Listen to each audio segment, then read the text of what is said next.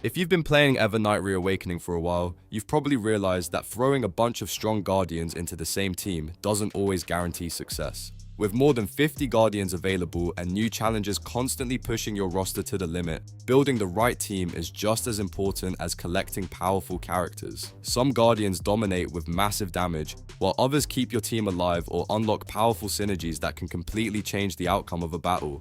So in this video, we're counting down the 30 best Guardians currently dominating the meta in Ever Night Reawakening. We'll look at their overall performance, damage potential, support value, and how well they scale into the late game. Whether you're a new player looking for safe investments or a veteran trying to optimize your lineup, this tier list will help you decide which Guardians deserve your resources and which ones are worth skipping. Let's get started. I'm quickly moving on to the video and I'm ranking characters in Ever Night Reawakening. Before we start, if you enjoy these types of list videos, don't forget to like the video and subscribe. Enjoy watching. The characters in this tier are, in order from top left to bottom right, Bjorn, Chesia, Phoenix, Floki, and Reddick. Just when you think a character has a secret trick waiting to surprise you, the C tier lineup reminds you that not every hero gets a glorious spotlight moment. Some of these characters can absolutely do a job, but most of the time they feel like that teammate who promises they'll carry the match and then immediately disappears when things get difficult. Let's start with Phoenix. On paper, stacking extra critical rate sounds great because more critical hits usually mean more damage. The problem is that Phoenix puts almost all of her eggs into that one basket. If the critical hits are not showing up, neither is the damage. Beyond that, she brings absolutely nothing else to the table. No crowd control, no buffs, no debuffs, no survival tools.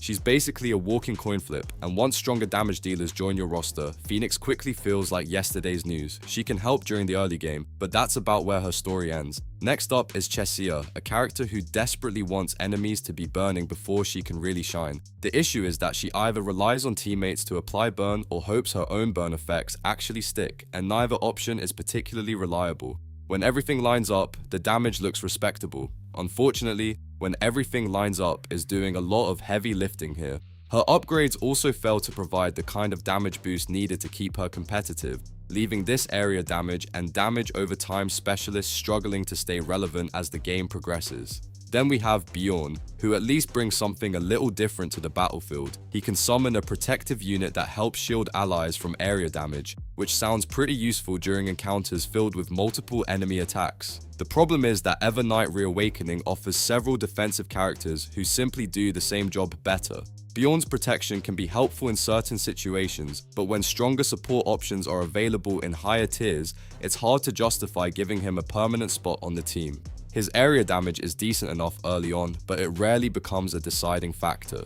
Speaking of niche roles, Floki is all about freeze effects. Freezing enemies completely shuts down their actions, which is one of the most satisfying forms of crowd control in the game. Unfortunately, Floki feels like someone who sets up a perfect joke and then forgets the punchline. He can lock enemies down, but his own damage is too low to capitalize on those openings. Unless your entire team is built around taking advantage of his crowd control, Floki often ends up feeling like a utility character who forgot to bring the utility. And finally, there's Reddick. He absorbs half the damage taken by the ally with the highest health, giving newer teams a bit of extra protection during the early stages. The problem is that his damage is underwhelming, his cooldowns are frustratingly long, and there are simply too many tanks that perform his role more effectively. By the time tougher enemies start appearing, Reddick often feels less like a Guardian and more like a very expensive speed bump. The characters in this tier are, in order from top left to bottom right, Issa, Melissa, Nat, Nydia, Reyna, Sheil, and Sycamore.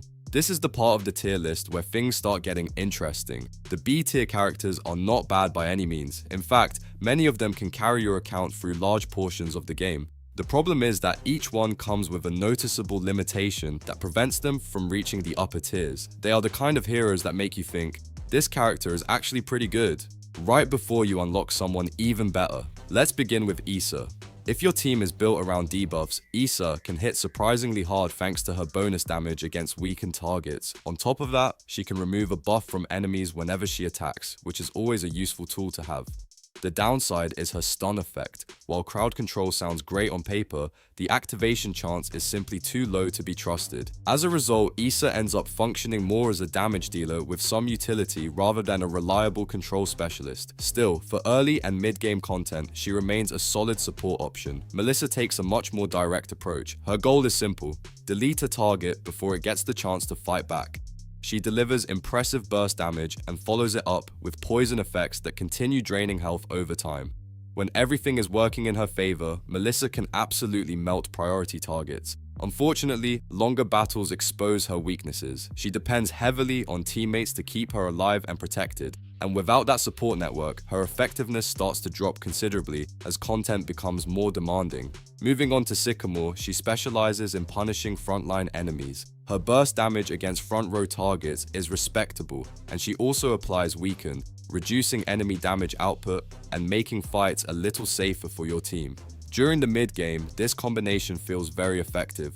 The problem arrives later when enemy durability skyrockets. At that point, Sycamore's damage simply cannot keep pace with higher tier damage dealers, making her easier to replace than some players would like. Now let's talk about the burn specialists. Shield's entire game plan revolves around setting everybody on fire at the same time. Applying burn to the entire enemy team creates constant area damage and makes farming content much smoother. The catch is her painfully long cooldown. By the time her active ability is ready again, some fights are practically over. That cooldown dramatically limits how often she can spread burn, preventing her from reaching the full potential her kit seems to promise. Nydia is another character built around burn effects, but with a dragon-themed twist. Once she enters Draconic form, her power level jumps significantly, and she starts dealing much more threatening area damage while spreading burn to nearby enemies. The issue is that almost everything she offers is tied to that transformation. Outside of Draconic form, her impact feels much smaller, and relying so heavily on a single mechanic makes her difficult to justify when stronger late-game options become available.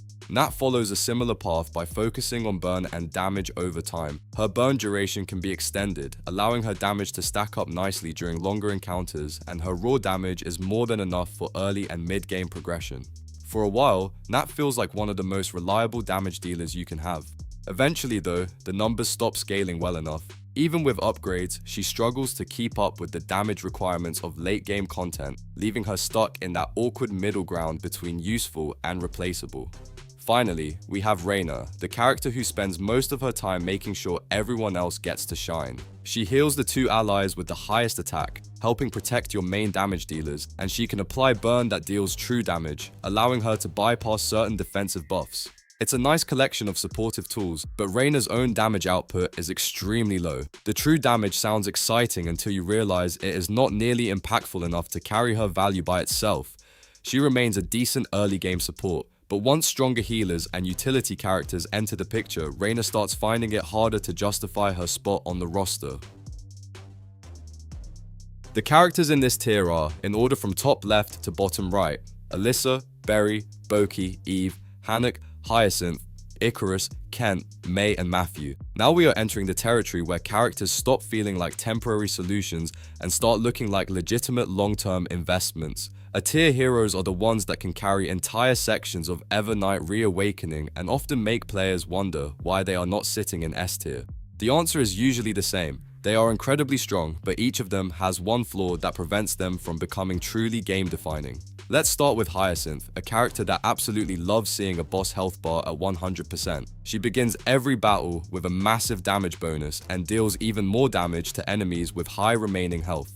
That combination makes her terrifying during boss encounters, where she can unload huge amounts of damage before the fight properly begins. The catch is that her bonus gradually fades every turn. To slow that decline, she needs to keep securing kills. Against bosses, where kills are not exactly available on demand, her early advantage eventually starts slipping away. Hannock takes a much more aggressive approach. Instead of spreading damage around, he immediately focuses on the enemy with the highest attack. In other words, he walks into a fight, identifies the biggest threat, and politely removes it from existence. His counterattack mechanic also gives him extra value whenever he takes damage. During the mid-game, this makes Hannock feel incredibly dangerous. Unfortunately, his damage scaling struggles to keep up with tougher late-game content, which prevents him from climbing any higher. Matthew brings a surprisingly effective combination of offense and disruption. He steals a portion of an enemy's attack while simultaneously dealing increased damage to the target directly in front of him. Reducing enemy damage while boosting his own effectiveness creates a very efficient package. He remains useful for a long time because of that versatility. However, once late-game enemies start demanding absurd amounts of damage output, Matthew's numbers begin to lag behind the elite frontliners sitting in S tier. Kent is basically the living definition of "wait until I transform." Once he enters his wolf form, his critical rate and critical damage shoot through the roof, allowing him to unleash devastating single-target burst damage. He also gains additional attack and defense bonuses between battles, helping him maintain momentum. The problem is that wolf form is doing most of the heavy lifting. Outside of that transformation, Kent feels significantly less threatening, making his performance a little too inconsistent compared to the very best damage dealers in the game. If your team needs protection rather than destruction, Eve is one of the better options available. She focuses on healing the 3 allies with the highest attack, ensuring your primary carries stay alive under constant pressure.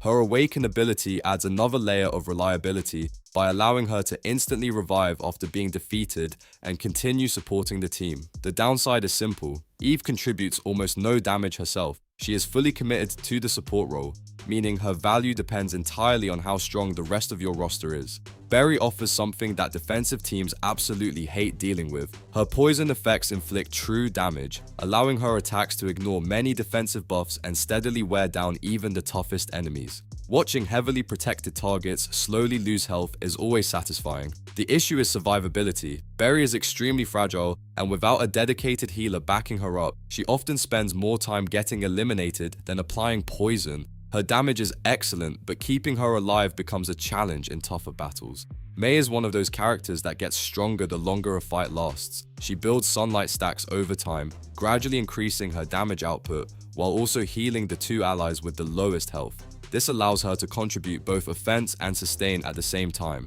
In theory, that sounds amazing. In practice, Mei requires significant investment before both aspects of her kit start performing well. Without proper resources and upgrades, she often feels stuck between being a damage dealer and a healer without fully excelling at either role. Alyssa keeps things straightforward, hit hard and hopefully leave the enemy stunned afterward. Her front row damage is impressive, and when the stun effect activates, she creates perfect opportunities for devastating follow-up attacks from the rest of the team. The problem is that the stun relies on chance. Sometimes Alyssa looks like a tactical genius controlling the battlefield. Other times she refuses to stun anything at all and leaves you staring at the screen wondering where your luck went. Her damage remains solid, but the unreliable crowd control holds her back. Rounding out A tier are Boki and Icarus, 2 characters that contribute in very different ways. Boki combines front row burst damage with poison effects that deal true damage over time, making him effective against both fragile and durable enemies. His biggest issue is the long cooldown attached to his active skill, which limits how often he can apply pressure. Meanwhile, Icarus focuses entirely on supporting the team's strongest damage dealers through healing and crowd control removal. She is excellent at keeping carries active during extended fights, but compared to premium support options like Elizabeth and Misa, her healing efficiency simply falls a little short. Both are powerful additions to many teams, but neither quite reaches the game-changing impact required for S-tier status. The characters in this tier are, in order from top left to bottom right, Andorra, Captain Isle, Christo, Elizabeth, Heru, Misa, Celine, and the Victor. The moment you step into S tier in Ever Night Reawakening, the whole conversation changes. We are no longer talking about good enough characters. This is the group that actually bends fights around themselves. Heru is basically what happens when support and chaos decide to team up. She grants invincibility frames to 2 allied units, which is already insane in critical fights because it straight up prevents fatal damage at the worst possible moments. On top of that, she also buffs their damage, so you are not just surviving longer, you are surviving and hitting harder. Then there is her second identity, locking onto an enemy, turning them into a zombie, and triggering an area of effect explosion. That mechanic alone gives Heru a level of offensive utility that most supports can only dream about. Victor feels like he was designed for players who hate stopping to heal. Between fights, he gains lifesteal, which lets him sustain himself through extended encounters without needing a dedicated healer babysitting him. In wave-heavy content, his damage actually scales upward depending on how many enemies are on the field, so he becomes more dangerous when things get chaotic. He also blocks incoming attacks, absorbs a massive amount of pressure, and silences enemies at the same time, which turns him into a frontline that refuses to sit quietly and take hits. Elizabeth is the definition of run saver. She heals 3 allies between battles, which alone already makes her essential for long chains of fights, where attrition usually kills runs. Then she goes further by reviving 1 dead ally and restoring a large portion of their health, which can completely flip a losing situation into a win. On top of that, she also provides offensive and defensive buffs, so she is not just keeping you alive, she is actively making sure your team performs better every single step of the way. Christo is where things start getting mechanically satisfying. She applies vulnerability to frontline enemies and then summons spirits that repeatedly strike the same targets, creating a chain of follow-up damage that snowballs quickly. Her skill 3 becomes especially dangerous because its damage scales directly with how many of those follow-up hits land. In the right setup, Christo does not just contribute damage, she multiplies it, and that is why she comfortably sits among top-tier damage dealers. Captain Ale is what you get when a frontline refuses to have weaknesses. She increases block rate for the entire team, which instantly improves survivability across the board, and she also gains personal damage reduction that makes her incredibly hard to take down. On top of that, she still deals true damage, so she is not just standing there absorbing hits, she is actively contributing to kills while keeping the team stable. That combination of team-wide defense and personal offense makes her one of the most complete units in the entire roster. Misa plays a more controlled but extremely valuable role. She heals the lowest health allies during attacks, which is exactly what you want when pressure starts stacking up, and she also applies defensive buffs that help your team survive longer engagements. Her utility goes even further, with vulnerable application on enemies and crowd control removal for both herself and allies. That means she is not just patching up damage, she is also making sure your team keeps moving without getting locked down. Andorra is the kind of character that rewards proper setup in the most explosive way possible. She deals heavy damage to all frontline enemies by default, but her real strength comes from scaling with debuffs. The more debuffs stacked on a target, the harder she hits, turning coordinated teams into absolute damage engines. With the right composition, she easily reaches levels of output that outclass most epic guardians, which is why she earns her S tier spot despite her rarity. Selena rounds everything out by doing a bit of everything without feeling unfocused. She heals allies while also providing offensive buffs, which means she is actively improving both survival and damage at the same time. She can also remove crowd control from a key back row ally, which is huge for protecting specific team setups that rely on positioning. Because she covers healing, buffing, and CC management all in one kit, Selena ends up being one of the most flexible guardians you can slot into almost any composition. The video ends here. See you in another video. Don't forget to subscribe.